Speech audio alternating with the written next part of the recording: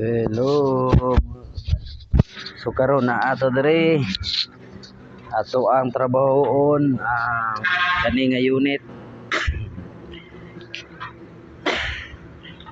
4HL1 electronic diri na pudta mo ni ato ang overhaulon electronic atong birahan kay na grabe na yung kaimtang wasak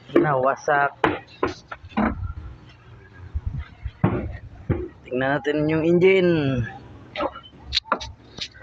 Okay,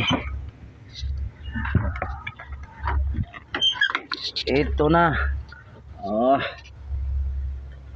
4HL1.